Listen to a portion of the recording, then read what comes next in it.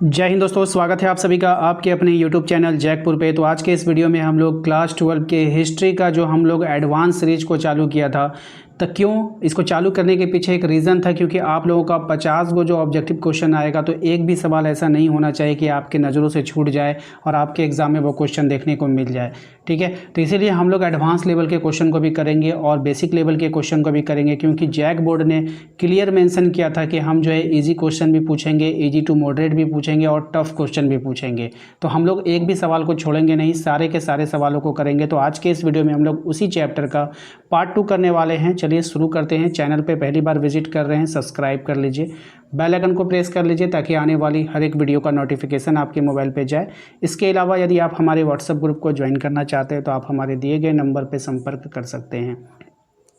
आइए देखते हैं, हम लोग पहले सवाल पे आते हैं। सबसे पहला सवाल देखिए आपके स्क्रीन पर आ चुका है। तो सवाल में आपसे बोला गया है कि हड़प्पा वासी जो है किस नदी के किनारे बसे हुए थे। ऑप्शन से आपके पास गंगा है, यमुना है, सिंधु है और नर्मदा है। तो हड़प्पा वासी जो बसे हुए थे वो सिंधु नदी के किनारे बसे हुए थे। ऑप्शन नंबर सी इसका करेक्ट आंसर हो जाएगा।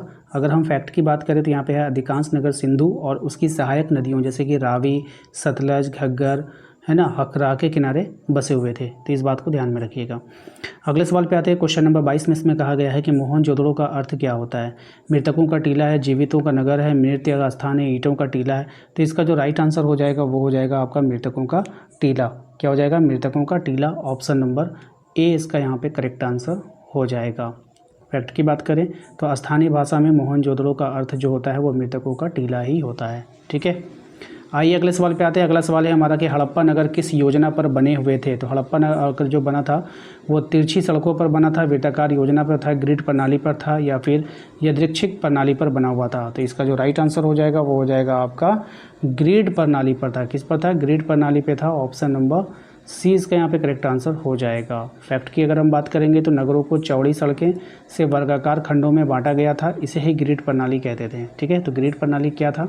आपका यहाँ से भी क्वेश्चन एग्जाम में बन सकता है कि आपसे बोलेगा कि हड़प्पा सभ्यता में नगरों को चौड़ी सड़कों से वर्गाकार खंडों में बांटा गया था, इसको क्या कहते हैं? तो इसको हम लोग ग्रिड प्रणाली कहते हैं। तो इस तरह से भी क्वेश्चन को वो टफ कर सकता है। ठीक है, तो ध्यान में रखना है। लोथल में मिले गोदामों की संख्या कितनी है? 12 है, 64 है, 20 है। कितनी है? तो 64 है। कितनी है? 64 है। ऑप्शन नंबर 20 का यहाँ पे करेक्ट आंसर हो जाएगा। तो लोथल से 64 छोटे छोटे कोठार यानी कि गोदाम मिले हैं जो अनाज रखने के लिए प्रयोग में आते थे। 64 को गोदाम मिला है। हड़प्पावासी मृतकों को किस प्रकार दफनाते थे? दाह संस्कार करते थे, समाधि करते थे यानी कि कब्र में डालते थे, जल समाधि करते थे, वृक्ष पर टांग देते थे। क्या करते थे आपको बतानी है। सही जवाब हो जाएगा इसका समाधि यानी कि कब्र बनाते थे। ऑप्शन नंबर 20 का यहाँ पे करेक्ट आंसर हो जाएगा। क्वेश्चन नंबर आते हैं हम लोग। एक फैक्ट है इसका, देख लीजिएगा आप। अधिकतर मृतकों को उत्तर दक्षिण दिशा में लिटाकर समाधि दी जाती थी। कौन सी दिशा में? तो उत्तर दक्षिण दिशा में लिटाकर समाधि दी जाती थी। हड़प्पा में अनाज रखने के लिए क्या मिलता है? कुएं, गोदाम, मिट्टी के घड़े या फिर लकड़ी के पात्र। तो इसका जो सही जवाब हो जाएगा वो हो जाएगा आपका गोदाम। Option number B. Option number 20 का यहाँ पे करेक्ट आंसर होगा। अगर हम फैक्ट की बात करें तो यहाँ पे देखेंगे हड़प्पा और मोहनजोदड़ो में विशाल गोदाम मिले हैं जो अनाज भंडारण हेतु प्रयोग होते थे। तो वो गोदाम जो है वो किसके प्रयोग में आता था? अनाज के भंडारण में काम आता था। क्वेश्चन नंबर आता है 27 में। इसमें कहा गया है कि हड़प्पावासी व्यापार के लिए किस मापतौल का उपयोग करते थे। आइए इसके ऑप्शन को देख लेते हैं। धातु के सिक्के का पर भार और तौल पत्थर, अनाज या फिर कागजी मुद्रा। ठीक है, तो किसका प्रयोग वो लोग करते थे? तो वो लोग प्रयोग करते थे भार और तौल पत्थर का। भार और तौल पत्थर का प्रयोग करते थे। ऑप्शन नंबर 20 का यहाँ पे करेक्ट आंसर हो जाएगा। फैक्ट की बात करेंगे तो पत्थरों के छोटे छोटे घनाकार टुकड़ों से माप तौल होती थी, सिक्कों का प्रयोग नहीं था उस समय। ठीक है, आइए क्वेश्चन नंबर आता है 28 में। इसमें कहा गया है कि हड़प्पावासी किस पशु से परिचित नहीं थे। कौन से ऐसे जानवर से वो परिचित नहीं थे? गाय थे, भैंस, घोड़ा, कुत्ता। तो किससे वो परिचित नहीं थे आपको बतानी है। ठीक है, तो यहाँ पर राइट आंसर हो जाएगा आपका घोड़ा। ऑप्शन नंबर सी इसका करेक्ट आंसर होगा। तो चलिए इसके फैक्ट को देख लेते हैं। फैक्ट में आपसे कहा गया है कि हड़प्पावासी घोड़े से प्रायः अनभिज्ञ थे, यानी कि उनको घोड़े का अता पता कुछ मालूम नहीं था, घोड़े के बारे में वो कुछ नहीं जानते थे।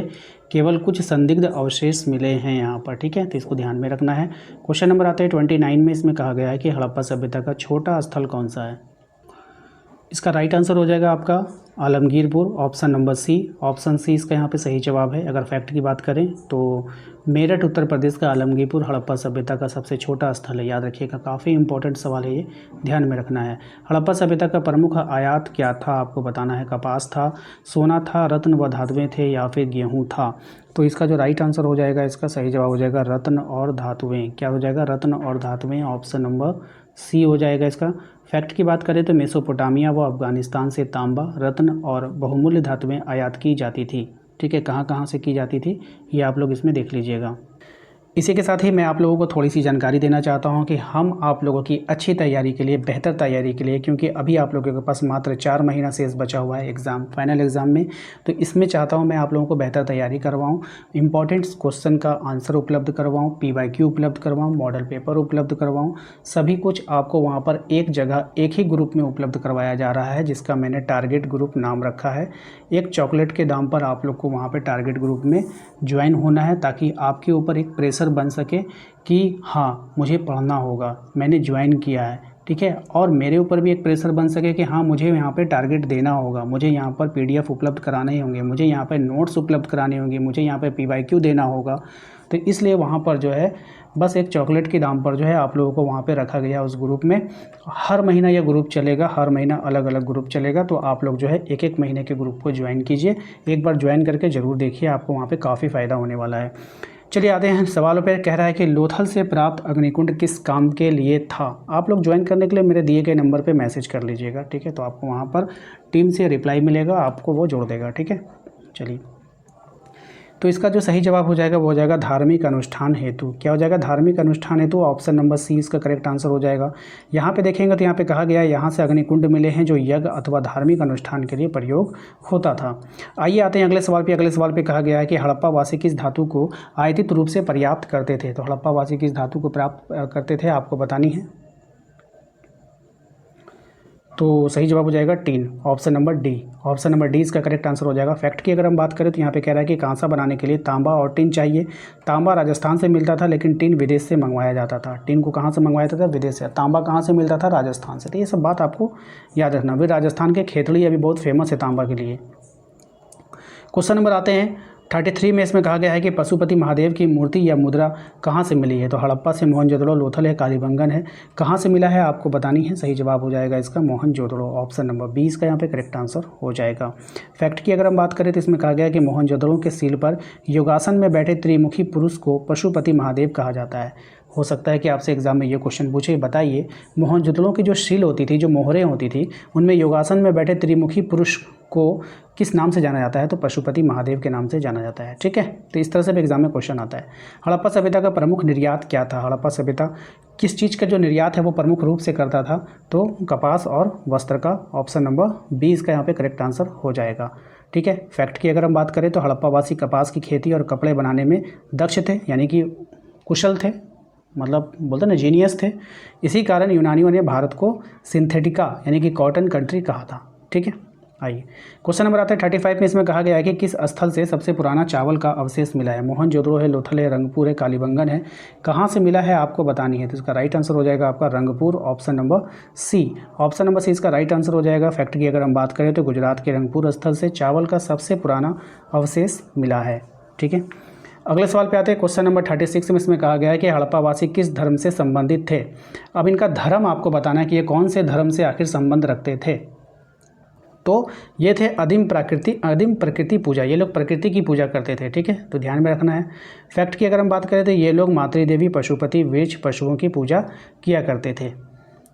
अगले सवाल पे आते हैं। Question number 37। इसमें कहा गया है कि किस स्थल से हल की जुताई का प्रमाण मिला है। अब हल की जुताई का प्रमाण जो है वो कहाँ से मिला है आपको बतानी है। सही जवाब हो जाएगा इसका ऑप्शन नंबर बी, कालीबंगन से मिला है। ऑप्शन नंबर 20 का यहाँ पे करेक्ट आंसर हो जाएगा।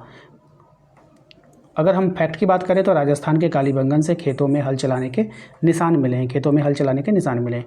क्वेश्चन नंबर आते हैं 38 में। कहा गया है कि हड़प्पा सभ्यता का पतन किस कारण से माना जाता है। ऑप्शंस आपके पास हैं, आपको बतानी है।